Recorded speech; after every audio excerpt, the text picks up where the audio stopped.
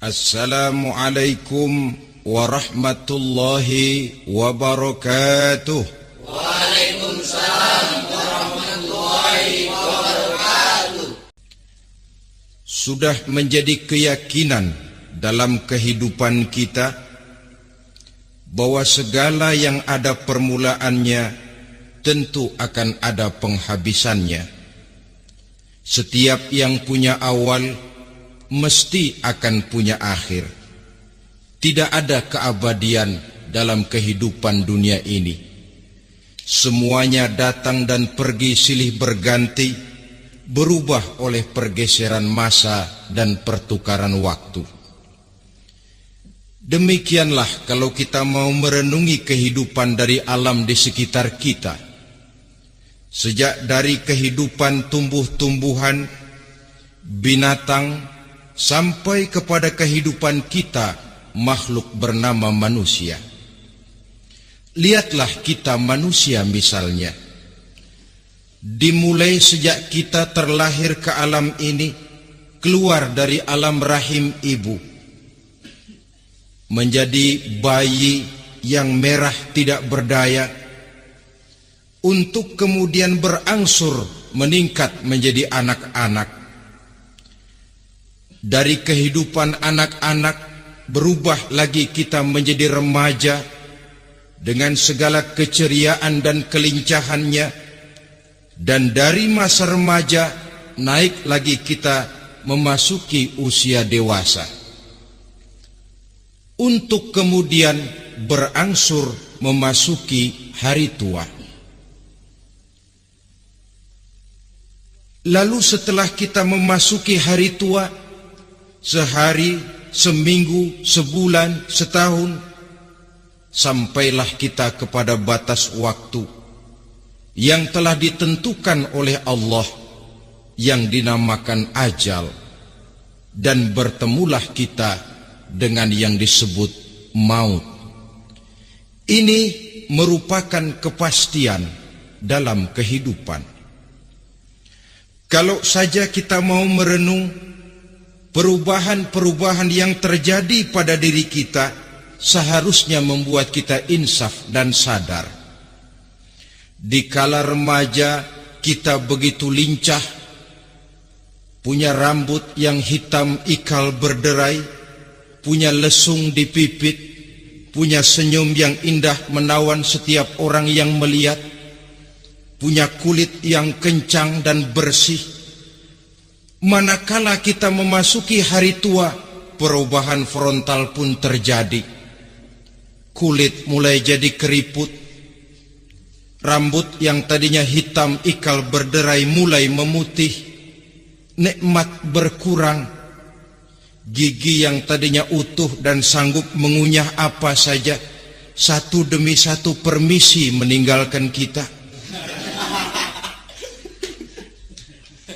Sangat boleh jadi dikala remaja kita senyum semua orang terpikat, dikala hari tua dengan kulit yang keriput dan gigi yang tidak ada lagi, manakala kita senyum mungkin orang bakal lari dari sekitar kita. Kemana keindahan yang tadinya begitu menawan?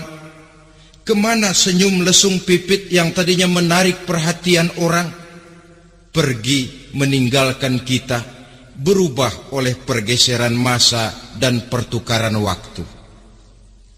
Nah, bila maut datang menjemput kita, selesailah kehidupan sampai di situ? Ternyata belum. Kalau lahir merupakan perpindahan hidup dari alam rahim ke alam dunia, maka mati hakikatnya merupakan perpindahan hidup dari alam dunia ini ke alam kehidupan yang berikutnya, yang dinamakan dengan alam barzah. Andai kata hidup cuma sekali, secara moral kita sanggup berkata, alangkah tidak adilnya Tuhan.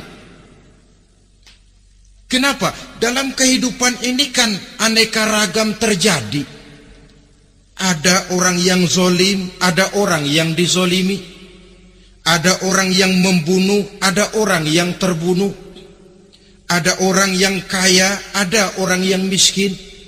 Ada orang yang jujur, ada orang yang menghalalkan segala cara. Sehingga banyak ketidakadilan yang terlepas daripada pengadilan dunia. Lalu orang pun bilang, di dunia ini katanya banyak pengadilan tapi sulit keadilan.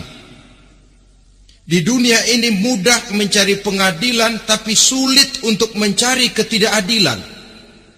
Andai kata hidup cuma sekali, tidak akan ada hidup sesudah hidup yang sekarang ini. Bagaimanakah nasib mereka yang lepas dari pengadilan dunia ini? Alangkah tidak adilnya Allah, andai kata tidak ada kehidupan sesudah hidup yang sekarang. Tentulah akan terjadi di mana orang menghalalkan segala macam cara untuk mencapai tujuan.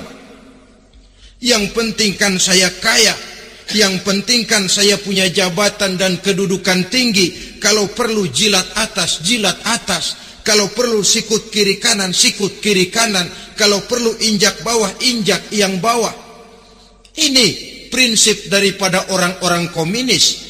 Dan pantas karena mereka tidak percaya kepada kiamat. Pantas karena mereka tidak percaya akan adanya kehidupan sesudah hidup yang sekarang ini. Maka saya menghimbau kepada seluruhnya, kita sudah kadung menyepakati negara ini berdasarkan Pancasila. Kita sudah kadung konsensus bahwa PKI dengan seluruh ajarannya tidak punya hak hidup di bumi Pancasila yang kita cintai ini. Maka salah satu ajaran PKI tujuan menghalalkan cara. Kita orang Indonesia yang berbudi pekerti luhur, yang punya nilai budaya tinggi, janganlah sampai mencaci PKI, membubarkan PKI, mengutuhkan PKI, tapi dalam kehidupan sehari-hari prakteknya prinsip komunis kita pakai. Apa itu? Tujuan menghalalkan cara. Asal sudah tujuan tercapai, cara apapun saja halal. Itu pandangan hidup orang yang tidak percaya kepada adanya hari akhirat. Sebagai muslim yang yakin akhirat ada, kiamat pasti akan datang. Hidup tidak cuma sekali. Maka kalau kita zalim, kalau kita berbuat aniaya, kalau kita melakukan korupsi, kalau kita merugikan orang lain, boleh jadi kita terlepas daripada pengadilan dunia. Tapi ingatlah, kita tidak akan pernah lepas dari pengadilan Allah. Pengadilan Qadhi Rabbul Jalil, di mana kita akan diadili dengan seadil-adilnya. Dan tidak satu perbuatan yang bersifat salah, yang bagaimanapun kecilnya, yang akan lepas dari pengadilan di akhirat itu nanti. Pantas saja kalau satu hari malaikat Jibril datang menasihati Rasulullah sallallahu alaihi wasallam, yang artinya juga menasihati kita semua. Apa kata malaikat Jibril kepada baginda Nabi? Ya Muhammad, ish ma syi'ta fa innaka mayyitun. Hai Muhammad, hiduplah semau kamu, tapi jangan lupa kamu pasti akan mati. Kalau memang dilarang tidak terlarang, dicegah tidak tercegah, kamu mau melaksanakan hidup menurut maumu sendiri, persilahkan. Hiduplah menurut mau dan gayamu. Tapi jangan lupa, fa innaka mayyitun, satu saat kau pasti bakal mati. Dan mati itu bukan akhir dari segalanya. Dia babak baru bagi kehidupan selanjutnya. Silahkan hidup menurut maumu, tapi jangan lupa kau pasti akan mati. Wa'mal ma syi'ta fa innaka majziyun bih. Kerjakan apa saja yang kamu mau. Kalau kau mau menghalalkan segala macam cara, persilahkan halalkan segala macam cara. Tapi jangan lupa kau akan mendapat balasan dari seluruh amal perbuatanmu. Wa ahbib ma syi'ta fa innaka mufariquhu. Dan cintailah apa saja yang mau kau cintai. Kau cintai anak istrimu, silahkan. Kau cintai harta bendamu, tafadhal. Kau cintai tanah airmu, kau cintai pangkat dan jabatanmu, persilahkan. Tapi jangan lupa, fa innaka mufariquhu. Kau pasti akan berpisah dan akan meninggalkan segala yang kau cintai itu. Apa artinya ini buat kita?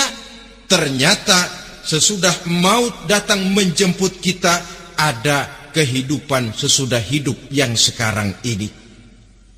Ini yang mendorong kita untuk dalam kehidupan di dunia ini tidak melakukan prinsip saenake dhewe,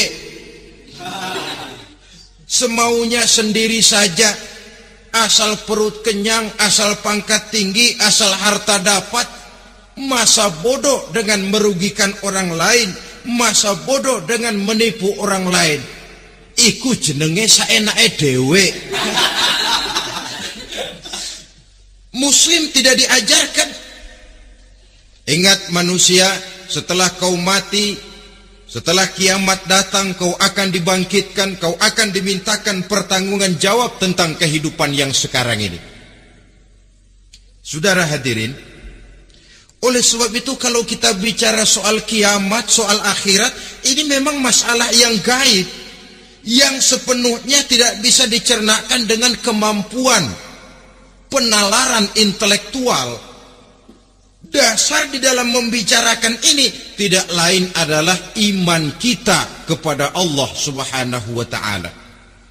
Bukan cuma zaman sekarang, dari zamannya Nabi. Orang itu kalau sudah bicara kiamat, bicara akhirat, ada yang ragu-ragu, ada yang menolak sama sekali. Bukan dari zaman sekarang, dari zaman dulu. Pernah kok satu saat Rasulullah itu dakwah, menceritakan, saudara-saudara, akan terjadi kiamat, di mana Allah akan membangkitkan manusia dari kuburnya untuk memintakan pertanggungan jawab. Ini dalam dakwahnya Nabi pidato macam itu. Apa reaksi orang? Yang beriman ya mantap, tapi yang tidak beriman, bajingan-bajingan Quraisy ini, mereka bertepuk tangan, mengejek, mencaci.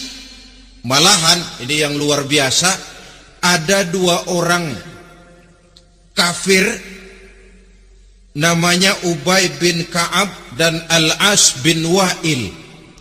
Mendengar pidato macam ini, mereka buru-buru pulang ke rumah. Ngapain? Ngambil pacul. Lalu berangkat nyari kuburan tua.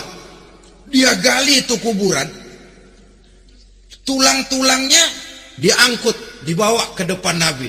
Ya Muhammad, tulang-tulang yang udah hancur begini, siapa yang bisa ngidupin lagi? Yang macam-macam aja kamu Muhammad, nggak rasional, nggak masuk akal. Allah menjawab. Apa kata Allah? وَضَرَبَ لَنَا مَثَلًا وَنَسِيَ خَلْقَهُ قَالَ مَنْ يُحْيِي الْعِظَامَ وَهِيَ رَمِيمٌ قُلْ يُحْيِيهَا الَّذِي أَنْشَأَهَا أَوَّلَ مَرَّةٍ وَهُوَ بِكُلِّ خَلْقٍ عَلِيمٌ. Mereka memberikan perumpamaan kepada kami, kata Allah. Mereka melupakan asal kejadiannya. Mereka bertanya, siapa yang sanggup menghidupkan tulang belulang yang sudah hancur kayak begini? Qul yuhyiha alladhi ansha'aha awwala marrah. Katakan kepada mereka Muhammad, yang akan menghidupkannya adalah Dia yang telah menciptakannya pertama kali dulu. Kalau Dia sanggup menciptakan, Dia tentu lebih sanggup lagi untuk mengembalikan reproduksi ciptaan itu sebagaimana semula. Yang paling kasihan yang ragu-ragu. Akhirat itu ada apa enggak sih? Kiamat itu ada apa enggak sih? Lantaran ragu-ragu, terombang-ambing dia antara harapan dan putus asa, antara kenyataan dan idealisme. Ada yang buta sama sekali 100% terhadap keadaan-keadaan sesudah mati. Perhatian mereka hanya tercurah kepada kehidupan sebelum mati. Yang mereka perhatikan siang dan malam tidak lebih daripada urusan perut. Pergi pagi, pulang sore, peras keringat, banting tulang. Cuma soal makan, soal minum, soal pakaian, soal kendaraan, soal rumah tangga, soal anak, soal istri. Yang mereka pentingkan hanya soal-soal politik misalnya, ekonomi, pembangunan dan industri. Untuk soal-soal kayak begitu, giat betul. Habis seluruh waktu untuk memikirkan, meningkatkan kebudayaan, politik, sosial, ekonomi. Kadang-kadang kurang tidur, kurang istirahat, berkeliaran ke sana kemari ke tempat yang jauh-jauh. Sampai-sampai kadang-kadang terkena stres, penyakit darah tinggi, ginjal, lever, untuk memikirkan hal-hal yang semata-mata karena dunia saja. Lantas boleh jadi mereka mendapatkan kekayaan yang berlimpah ruah, mendapatkan kedudukan yang tinggi, nama yang semerbak, dikenal orang di barat dan di timur, di utara dan di selatan. Tetapi alangkah kecewanya mereka jikalau datang ajal menjemput nyawa, mati mereka, meninggalkan harta yang banyak, nama yang masyhur. Mereka disebut dengan jasa-jasanya. Radio memberitakan, TV menyiarkan, koran-koran memuat. Bahkan nama mereka kadang-kadang dikenang 2-3 tahun setelah wafatnya. Tetapi dalam pada itu, roh mereka merintih, mengeluh, menderita, karena dilemparkan oleh Allah ke tempat-tempat yang kotor, penyesalan yang sudah tidak akan ada gunanya lagi. Saudara-saudara kaum muslimin rahimakumullah, oleh karena itu kehidupan akhirat bukanlah dongeng dan takhayul, bukan khurafat dan hayalan. Kehidupan akhirat, hari kiamat adalah kebenaran dan kepastian. Dalam surah Al-Hajj ayat ke-7, Allah Subhanahu wa taala menyatakan, wa anna as-sa'ata atiyatun la raiba fiha wa anna Allah yab'atsu man fil qubur, dan bahwasanya kiamat itu sesungguhnya adalah sesuatu yang pasti dan tidak ada keraguan-raguan lagi di dalamnya, dan bahwasanya Allah sungguh-sungguh akan membangkitkan manusia dari kuburnya masing-masing. Nah, kalau kita sudah yakin kiamat sesuatu yang pasti adanya, akhirat sesuatu yang pasti adanya, dari mana pembicaraan tentang kiamat ini kita mulai? Tentu dari diri kita. Marilah kita mencoba melihat proses perjalanan hidup ini sampai kita memasuki kiamat. Hadirin, tidak ada makhluk secantik manusia. Tidak percaya, pernah ke Ragunan? Nah, saudara masuk ke kebun binatang. Segala macam makhluk ada di situ. Ratusan macam jenis binatang. Bandingkan dengan saudara, kira-kira cakep mana?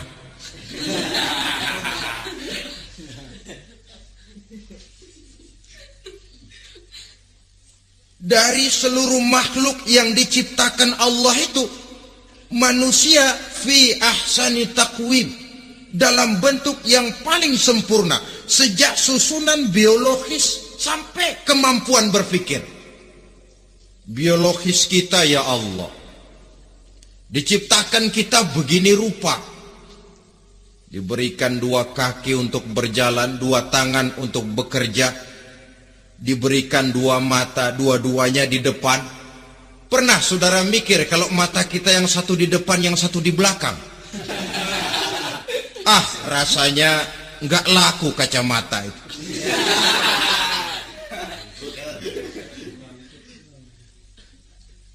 Diberikan hidung dengan 2 lubang, tahu betul Allah ke bawah lagi lubangnya. Coba pikir kalau lubang hidung kita menghadap ke atas. Aduh, kalau musim hujan repot jagain hidung. Laqad khalaqnal insana fi ahsani taqwim. Sungguh telah kami ciptakan manusia dalam bentuk kejadian yang paling sempurna ketimbang makhluk-makhluk Allah lainnya. Nah, kesempurnaan manusia ini oleh karena hidupnya terdiri dari 2 unsur pokok. Pertama unsur jasmani dan kedua unsur rohani. Jasad dan roh. Jasad yang terlihat sekarang ini, potongan saudara yang ngejedok di depan saya ini jasad saudara. Ini yang berasal dari saripati makanan yang dimakan oleh bapak ibu kita. Lalu hasil kerjasama yang baik antara ibu dengan bapak, terwujudlah kita. Kalimat langsungnya jasad ini berasal dari tanah yang tadi berubah dari bayi, remaja, dewasa, meningkat hari tua. Yang berubah itu jasmani kita. Kenapa? Karena jasmani itu materi, benda, daya tahannya terbatas. Dia berubah oleh pergeseran massa dan pertukaran waktu. Apa ada orang makin tua makin cakep? Jasmani oleh karena dia materi, dia berubah oleh pergeseran massa dan pertukaran waktu. Nah, yang menyebabkan jasmani itu bergerak karena ada roh di dalamnya. Ini yang menyebabkan kehidupan. Ini yang menjadi sumber kehidupan, pusat kesadaran dan pengertian dalam kehidupan manusia. Tanpa roh dalam diri kita, maka jasad kita. Pernah lihat orang mati? Itu kalau orang mati, coba perhatikan. Apanya yang kurang? Kupingnya masih ada, tapi sudah tidak sanggup mendengar. Matanya masih lengkap, tapi tidak mampu melihat. Jangankan melihat, terbuka saja tidak. Mulutnya masih ada, tapi sudah tidak bicara lagi. Telinganya cukup, tapi sudah tidak sanggup mendengar. Kakinya lengkap, tapi tidak mampu lagi berjalan. Apa penyebabnya itu? Ternyata jasmani kita, jasad ini, manakala sudah ditinggalkan oleh ruh, dia tidak akan bisa berdaya apa-apa. Tidak mampu berjalan, tidak pula berbuat, tidak pula bekerja apapun saja. Saudara-saudara, dua-duanya punya kebutuhan. Jasmani ada kebutuhannya, rohani pun ada kebutuhannya. Jasmani yang jelas perlu makan, perlu minum, perlu tidur, perlu pakaian, dan sebagainya. Nah, apabila saat berpisah datang, ajal sampai, berpisahlah roh dan jasad. Dan itulah yang dinamakan dengan maut. Jadi apa sih mati itu? Mati adalah berpisahnya roh dengan jasad. Sebab itu Islam sangat menganjurkan kita untuk banyak-banyak mengingat mati. Bagaimana caranya mengingat mati? Pertama, mati itu kan pasti. Kira-kira yang hadir di sini ada yang nggak mati nggak kira-kira? Semuanya bakal mati kan? Berani? Sekarang mau? Saudara, sebenarnya kalau kita merenung lebih jauh, orang itu tidak perlu takut mati. Walaupun tidak boleh terlalu berani menghadapi mati. Karena bagaimanapun takutnya kita kepada mati, toh dia pasti datang. Bagaimanapun beraninya kita mati, kalau belum ajal, ya tidak mati juga. Jadi Muslim itu kan harus berani menghadapi hidup dan tidak takut menghadapi mati. Mati adalah sesuatu yang pasti. Muslim dianjurkan banyak-banyak mengingat mati dalam kehidupan. Caranya bagaimana? Pertama,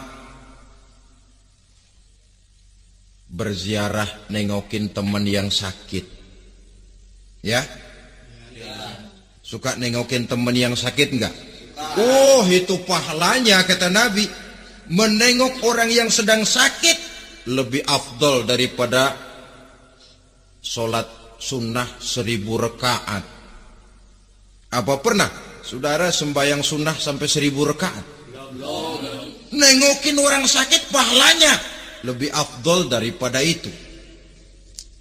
Kenapa menengoki orang sakit mengingatkan kita kepada mati? Iya ya, ini teman saya yang kemarin segar banget, bercanda sama saya, ketawa sama-sama, sekarang terbaring tidak berdaya, hilang kemampuannya, hilang keceriaannya, sakit.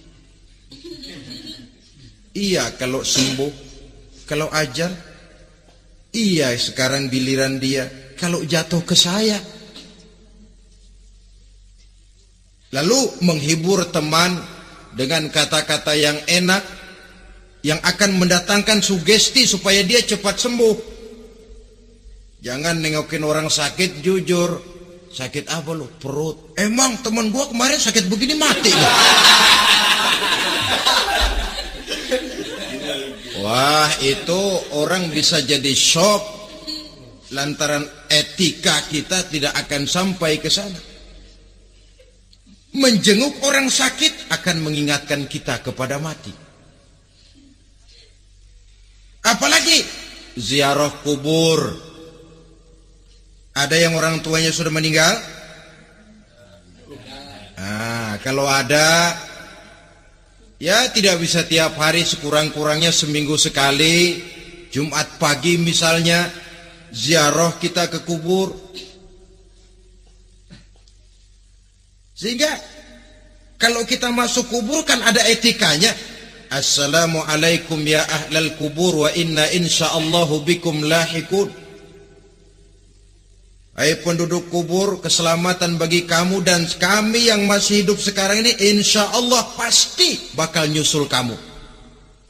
Iya, yang kemarin gagah benar sekarang terbaring tanpa daya. Ini unggukan kuburannya.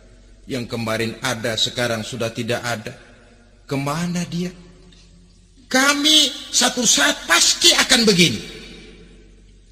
Ingat mati. Lalu apalagi yang bisa membuat kita ingat kepada mati? Mengawal jenazah. Bukankah sangat dianjurkan oleh agama?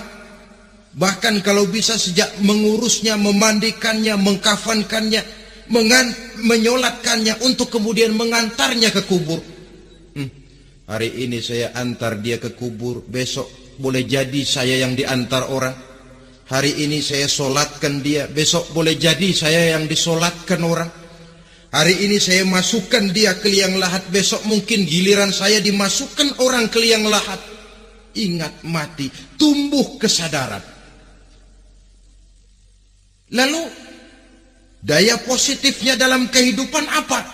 Nah, saudara-saudara hadirin, Orang yang mengingat mati bukan lantas menjadi lemah dalam kehidupan, menjadi putus asa, sedikit semangat, terbentur kesulitan, mudah frustasi. Bukan itu tujuannya kita diperintah mengingat mati. Jelasnya Islam menganjurkan kita untuk mengingat mati guna maksud-maksud yang positif, supaya orang lalu sadar hidup ini cuma sebentar. Maka mumpung hidup, nah ini mumpung, tapi mumpung yang baik. Mumpung hidup, maka hidup yang singkat ini harus saya pergunakan dengan sebaik-baiknya, melakukan kebajikan yang sebanyak-banyaknya, menjauhkan rasa malas, menunggu keajaiban yang datang dari langit, berleha-leha, bermain-main, sementara maut kalau dia datang tidak pernah main-main. Pantas kalau seorang penyair bernama Syauqi memesankan, tazawwad bitaqwa fa innaka la tadri idza hanna al-lailu hal ta'ishu ila al-fajri kam min sahihin mata min ghairi illatin wa kam min alilin 'asha hinan min ad-dahri. Persiapkan dirimu dengan takwa, sebab kamu tidak tahu apabila malam datang kamu masih bisa hidup apa enggak besok pagi. Apa ada jaminan saudara yang kumpul di depan saya malam ini besok masih bisa hidup? Tidak. Ada jaminan? Tidak. Tidak ada sama sekali. Kam min sahihin mata min ghairi illatin. Berapa banyak orang sehat mati enggak pakai sakit lagi. Sebabnya kadang-kadang ringan saja. Ada yang cuma jatuh di kamar mandi, mati. Ada yang cuma ketiban pensil.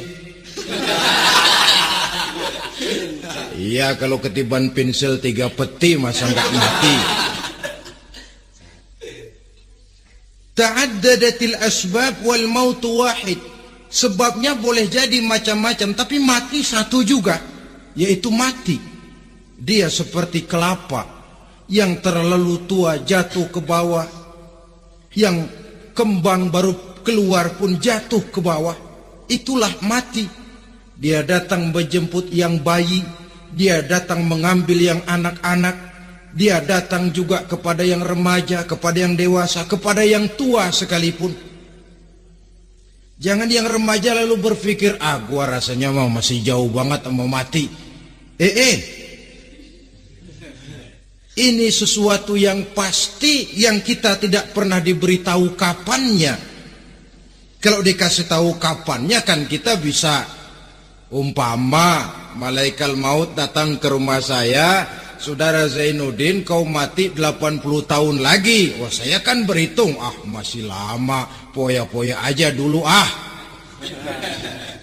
Tapi ini tidak pernah diberitahu kepada kita. Lantaran tidak diberitahu itulah kita perlu bersiap-siap dengan selalu mengingat-ingat mati yang mendorong kita untuk berbuat positif.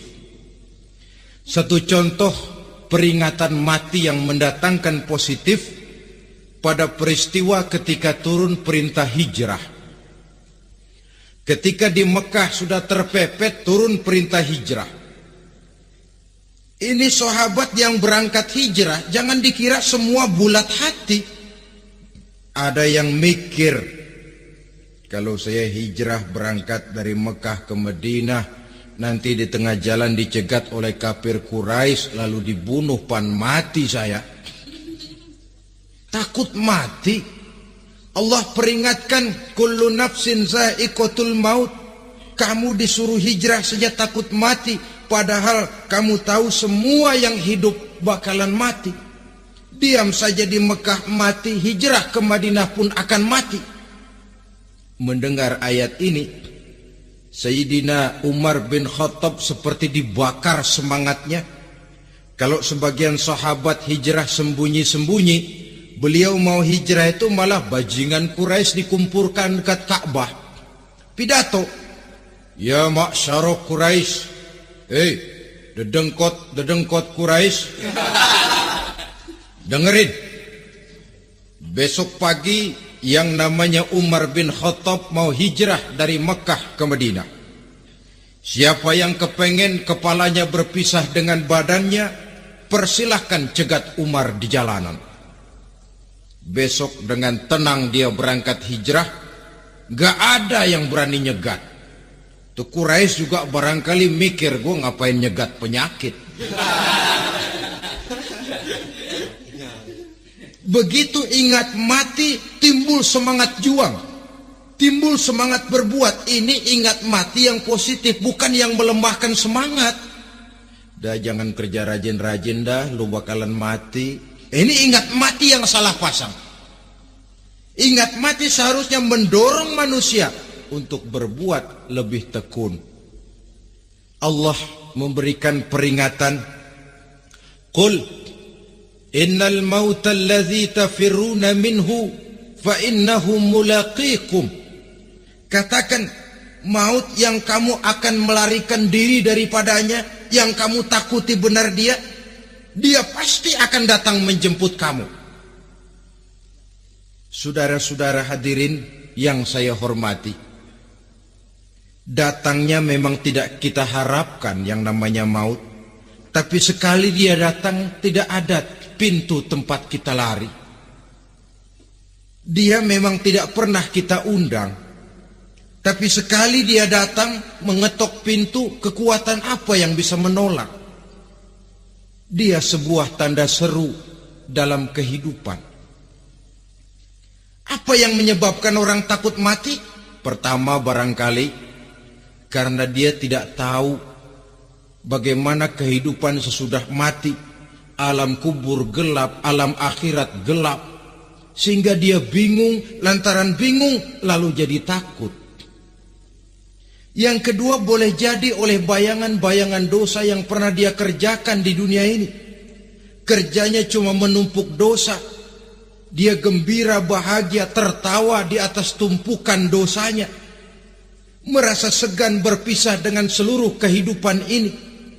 Sehingga boleh jadi maut adalah sesuatu yang ditakutkannya benar dalam kehidupan.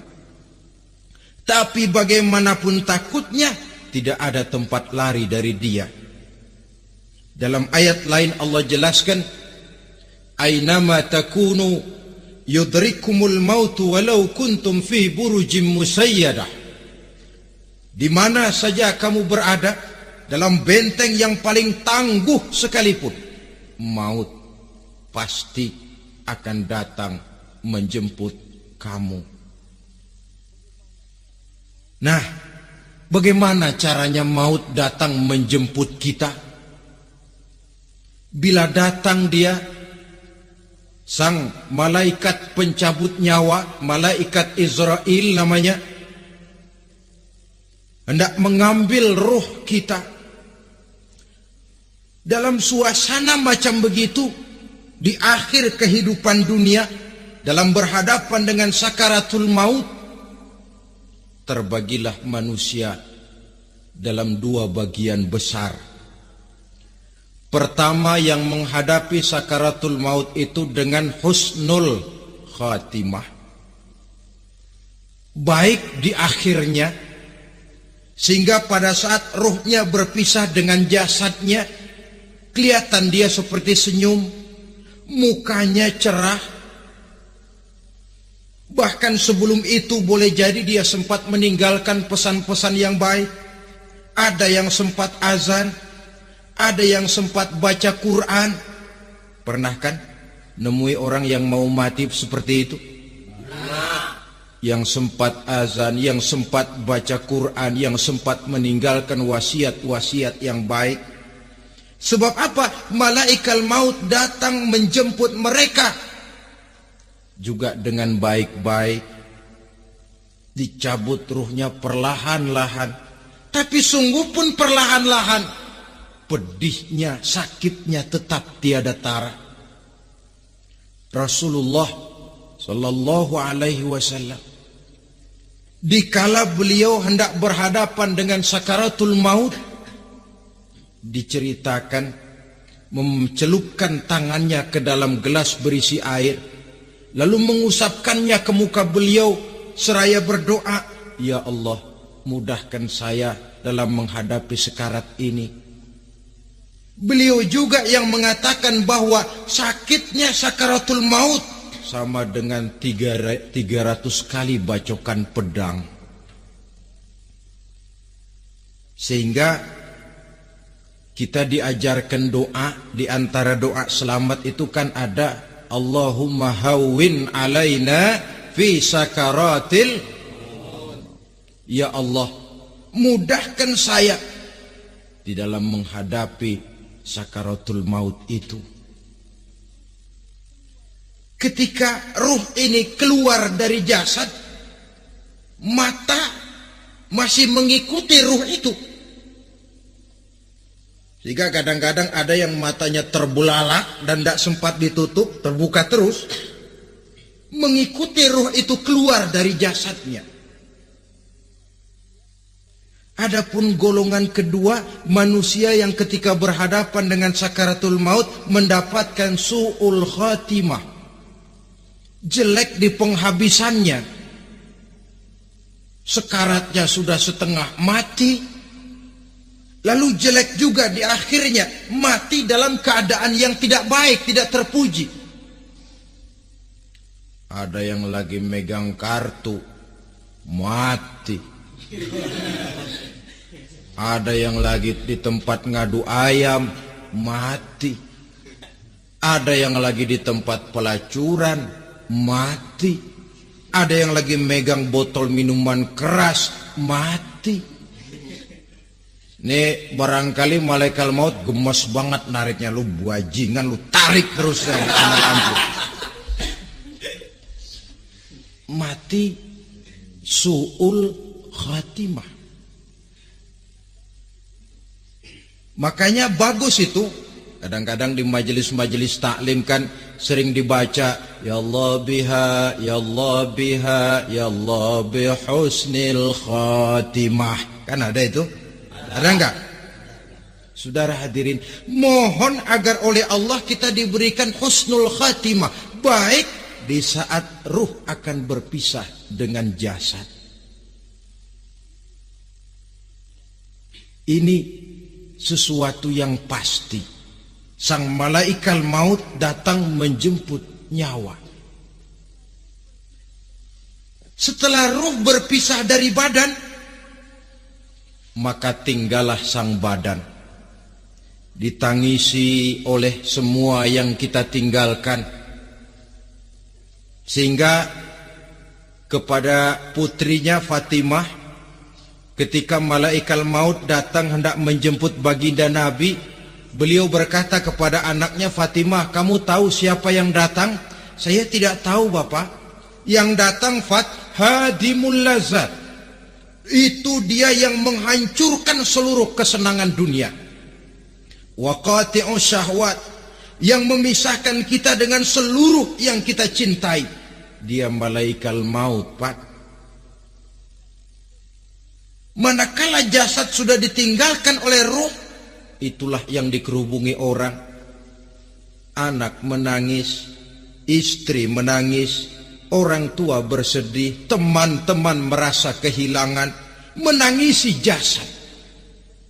Diuruslah jasad kita, dimandikan sebagaimana mestinya, dikafankan dengan kain putih 3 lembar, itu yang hendak kita bawa kembali ke tempat asal kita. Pakaian sutra, jas yang mereknya Switzerland wool, kain yang Samarinda, sepatu yang Belly atau Beltoni, jam tangan yang Rolex, kendaraan yang serba mewah, tidak ada yang menyertai kita. Kain putih 3 lembar itu saja lagi.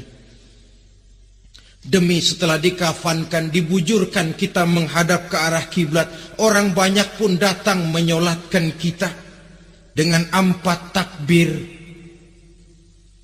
diiringi dengan doa, lalu upacara pelepasan, berangkat kita meninggalkan anak, istri, suami, kampung halaman, tanah air, bahkan alam dunia ini.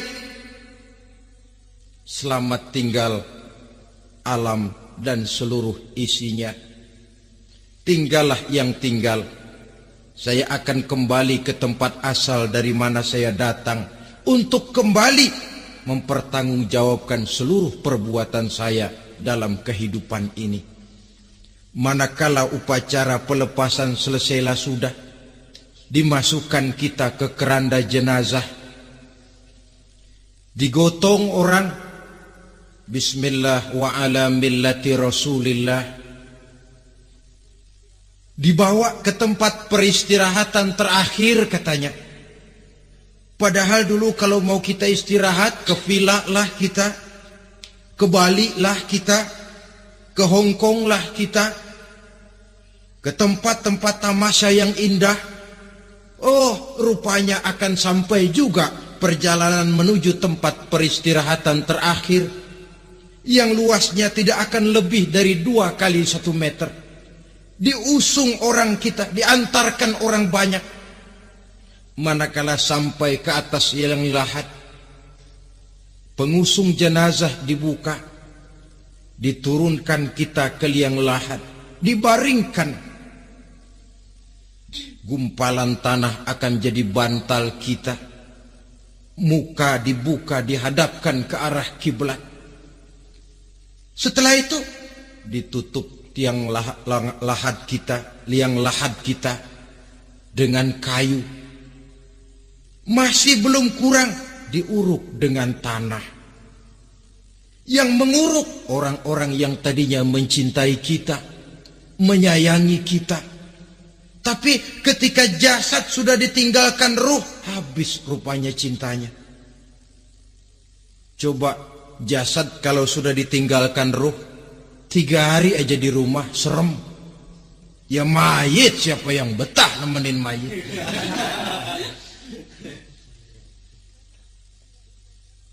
Lalu bila upacara pemakaman selesai, maka berusahalah semuanya. Para pengantar akan kembali ke rumahnya masing-masing. Maka masuk kita ke alam kehidupan, yaitu yang disebut alam barzah atau alam kubur. Apa selesai hidup sampai di situ? Tidak. Hanya beberapa langkah setelah yang mengantar kita pulang. Diriwayatkan dalam hadis Bukhari dan Muslim, bila seseorang sudah diletakkan di kuburnya, lalu yang mengantar kembali pulang, maka roh si mayit akan dapat mendengar bunyi terompah orang yang pulang itu. Bunyi terompahnya terdengar. Datang 2 malaikat menanyakan dia dengan pertanyaan-pertanyaan yang kalau bisa dijawab dengan betul. 2 malaikat yang bernama Munkar Nakir akan bilang, jawabanmu betul. Tenanglah kau di sini, naumatal arus. Tidurlah kau di sini seperti tidurnya pengantin. Orang yang baik-baik di alam kuburnya akan mendapat nikmat kubur. Sehingga masa penantian yang lama, sebab jangan lupa, kita masuk ke kubur itu kan menunggu sampai datangnya hari kiamat. Jadi kalau kiamat umpama masih 1000 tahun lagi, ya 1000 tahun kita menunggu. Orang yang baik-baik penantian di alam kubur, kata malaikat, naumatal arus. Tidurlah kamu seperti tidurnya pengantin. Bagaimana sih tidurnya pengantin? Enggak berasa. Iya, kata anak sekarang, endah aja udah. Begitu mendusin pagi, kata lakinya, malam sebentar bener ya Neng. Sebentar betul katanya malam. Iya tentu saja tidak terasa. Kenapa? Dia tidak pernah memikirkan waktu. Terbawa oleh kenikmatan dan kelezatan yang dirasakannya dalam kehidupan. Tapi orang kafir, orang yang dosanya bertumpuk, tidak sanggup menjawab pertanyaan 2 orang malaikat. maka dia akan mendapat azab di alam kuburnya terus menerus siang dan malam sampai datangnya hari kiamat. Ibarat maling ayam ketangkep, belum masuk pengadilan udah digebugin duluan. Kan begitu kan? Ada maling ayam nggak di sini? Nah, itu yang nyaut tadi pengalaman itu. Di sidang belum divonis, belum digebugin babak belur. Saudara hadirin, maka alam kubur bisa merupakan raudhatun min riyadil jannah. Taman di antara taman-taman surga pun juga bisa merupakan hufratun min hufarin niran, menjadi liang daripada neraka. Ada lagi riwayat yang dari Imam Muslim yang diperoleh dari Zaid bin Sabit. Zaid bin Sabit cerita, satu hari kami bersama Rasulullah sallallahu alaihi wasallam berada dalam kebun kepunyaan Bani Najjar. Rasulullah sedang duduk di atas keledai. Tiba-tiba entah bagaimana itu keledai terkejut, kaget, berontak, hampir Rasulullah jatuh. Rasulullah kemudian bertanya, rupanya di kebun itu ada kuburan tua, 5 atau 4 kuburan. Rasulullah lalu bertanya, saudara-saudara ada yang tahu nggak ini kuburan siapa? Nggak ada ya Rasulullah. Memang kenapa? Ini penghuni kuburnya lagi disiksa oleh Allah. Andai kata boleh saya mohon kepada Allah supaya kamu dengar seperti yang saya dengar, andai kata saja kamu kuat mendengarnya, saya pasti akan berdoa. Tapi sayang, saya yakin kamu pasti tidak akan kuat mendengar mereka mendapat azab di kuburnya. Hadis sahih riwayat Imam Muslim dari Zaid bin Sabit. Kehidupan di alam barzakh. Pak, iya kalau yang matinya dikuburin. Lah kalau yang matinya diceburin ke laut, dibakar, di medan perang hilang gak ketahuan kemana jenazahnya. Saudara, hilang kek, dikubur kek, di dalam lautan direndam kek, itu kan cuma logika kita. Menurut Allah tidak ada perbedaan orang mati dikubur di dasar lautan atau dibakar sampai jadi abu, atau gugur di medan perang tidak ketemu jenazahnya. Entah mereka tetap masuk ke alam barzakh namanya. Jasad boleh hancur, tapi roh sebagai sumber kehidupan, pusat kesadaran dan pengertian, dia tetap ada, mengalami kebahagiaan dan kegembiraan, atau mengalami kepedihan dan penderitaan, bergantung kepada amalan yang kita lakukan dalam kehidupan di dunia ini. Maka dalam Yasin tadi kan jelas, qul yuhyiha alladzi ansha'aha awwala marrah, yang menghidupkan mereka yang dikubur di dasar lautan, mereka yang dibakar sampai jadi abu, yang akan menghidupkan ialah Allah yang menciptakan mereka dulu pertama kalinya. Jadi kalau sudah ada aslinya, ya tentu tidak perlu contoh lagi, akan sangat mudah membuatnya. Orang tua kita, keluarga kita yang sudah berpulang, mereka di alam barzakh sekarang ini bisa mendapat nikmat kubur, bisa mendapat azab kubur, bergantung amalan mereka dalam kehidupan di dunia ini. Dalam Musnad Imam Ahmad dan Sahih Abi Hatim malah ada tambahan riwayat. Orang yang banyak kebajikannya di dunia, amalannya akan datang menemani dia.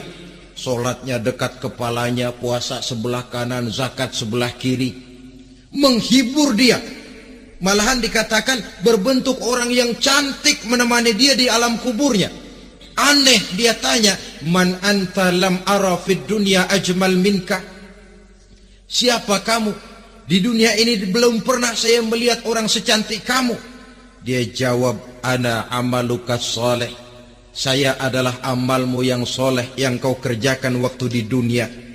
saya sekarang diperintahkan untuk menemani kamu di sini. Alhamdulillah. Sedangkan amalnya yang jahat akan datang dalam bentuk yang menyeramkan menemani dia di sana. Bayangin deh, di kuburan ditemenin yang serem-serem. Sama juga di dunia. Di dunia, kalau kita di tempat gelap ditemenin orang cakep, enak nggak? Enak. Wah, pengalaman. Tapi coba bayangin, sudah tempatnya gelap, yang nemenin jelek nggak ketulungan, gerah kita. Nah, saudara hadirin yang saya hormati,